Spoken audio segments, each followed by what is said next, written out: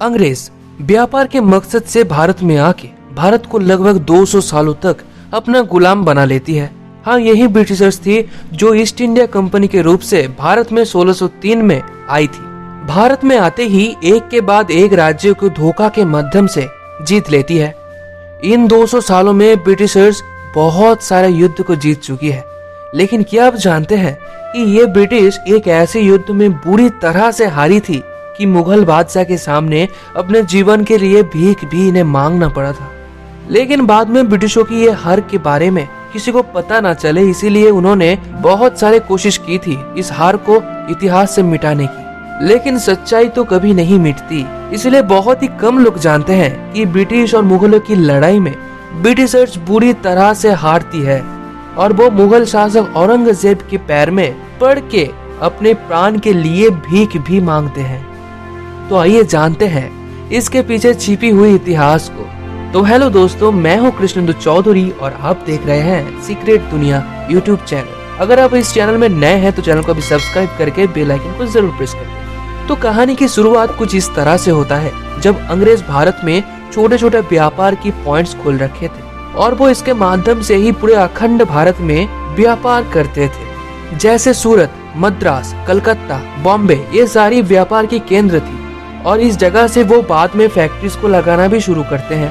खैर, अंग्रेज अब भारत से रेशम और खनिज पदार्थ ज्यादातर एक्सपोर्ट करते थे अपने देश में। तब की समय अंग्रेजों को टैक्स बहुत ही ज्यादा कम देनी पड़ती थी। जैसे कोई भी वस्तुओं की टोटल अमाउंट के ऊपर सिर्फ 3% ही चार्ज लगता था और वो चार्ज मुगल शासक द्वारा लिया जाता था। लेकिन उस समय पोर्तुगीज और डच व्यापारी भी भारत में अपने पांव को जमा रहे थे। इसके कारण से ब्रिटिश ईस्ट इंडिया कंपनी की सालाना इनकम बहुत ही ज्यादा कम हो रहा था, जिसके कारण ईस्ट इंडिया कंपनी एक ऐसा गलती कर बैठे जिसे बाद में उन लोगों को ही भुगतना पड़ता है।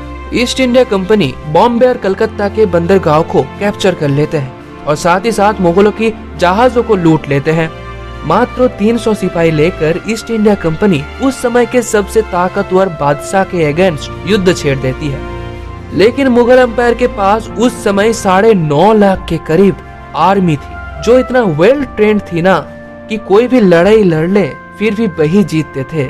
फिलहाल 300 ईस्ट इंडिया कंपनी के सिपाही युद्ध में भाग लेती है और युद्ध में बुरी तरह से हारती है मुगलों के सामने। अब उस हारे हुए ब्रिटिशों को बांध के बम्बई के सड़कों में मुगल द्वारा घुमाया जाता है। अब अंग्रेज के तरफ से 2 ऑफिसर्स आते हैं औरंगजेब के पास माफी मांगने के लिए।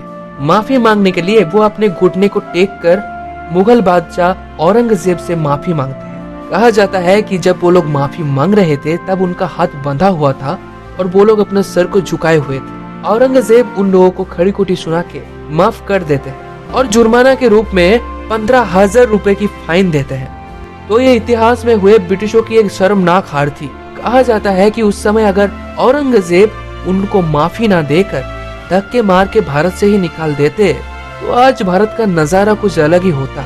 तो आपको इसके बारे में क्या कहना है, आपको कमेंट सेक्शन में जरूर बताइए। और इसी तरह का इंटरेस्टिंग वीडियो देखने के लिए चैनल को सब्सक्राइब करके बेल आइकन को जरूर प्रेस कर दें। तो मिलते हैं आपसे नेक्स्ट वीडियो में। जय हिंद, वंदे मातरम।